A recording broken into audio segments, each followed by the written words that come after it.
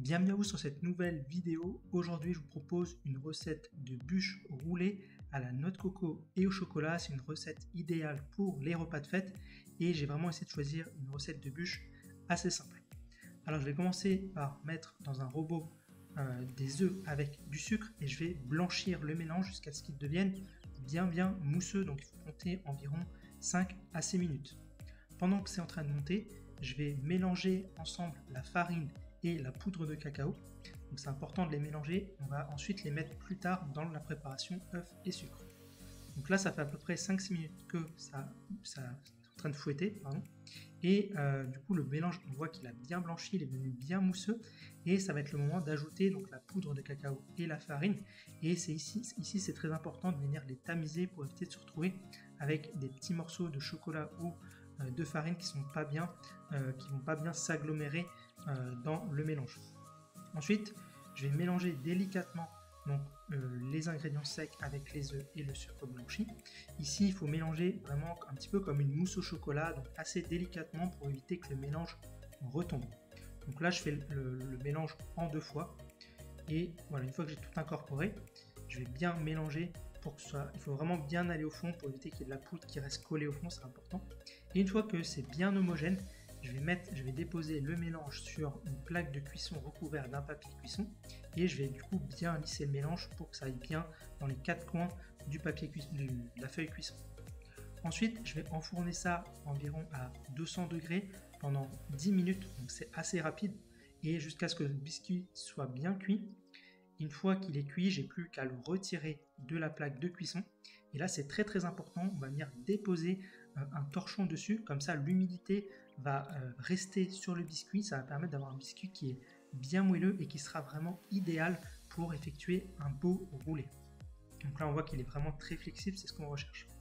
Ensuite, une fois que le biscuit donc, est bien refroidi, je vais prendre de l'extrait de coco, enfin de la crème de coco. C'est important ici de prendre de la noix de coco, de la crème de coco avec de l'émulsifiant dedans. Ça va permettre de bien foisonner et avoir une texture vraiment comme une chantilly en fait. Ensuite, j'ai juste à mettre ça au batteur et ça va monter vraiment tout seul. Une fois que la crème est bien montée, je vais ajouter du sucre glace pour sucrer la crème parce que de base elle n'est pas très sucrée. Et je remets un petit coup de fouet pour bien incorporer le sucre glace et vraiment tout à la fin, j'ajoute de la noix de coco râpée, ça va renforcer le goût de la coco dans la crème. Là, je mélange vraiment une dernière fois 10 à 20 secondes et ma crème est prête. Ensuite, je reviens à mon biscuit, je vais déposer un papier sulfurisé dessus, je vais le retourner et je vais décoller tout simplement le dessous du biscuit. Donc là, ça colle un petit peu, c'est normal vu qu'il y a eu l'humidité à cause du torchon, donc ça, il n'y a pas de souci, c'est normal. Et ensuite, je prends ma crème coco et je vais venir la déposer sur le biscuit. Donc je vais bien la répartir sur tout le biscuit. Alors j'ai pas mis toute la crème, il ne faut pas tout mettre, il en restera un tout petit peu.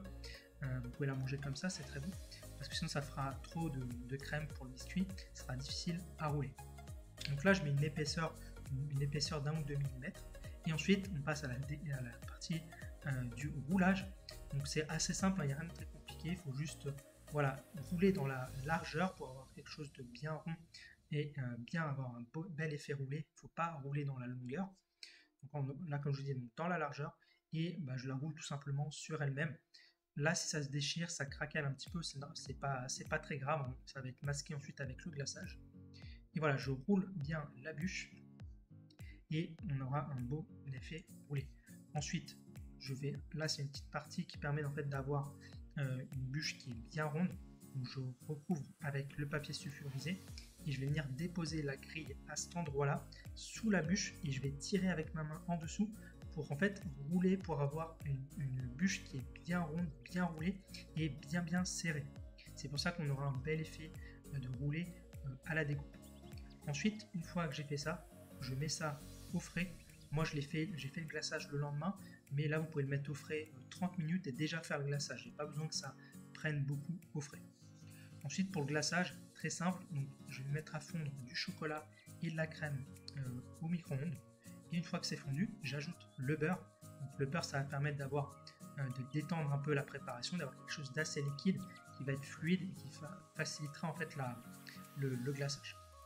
Ensuite, je vais mettre une grille sur du papier sulfurisé je mets ma bûche sur la grille et je vais tout simplement verser le glaçage dessus.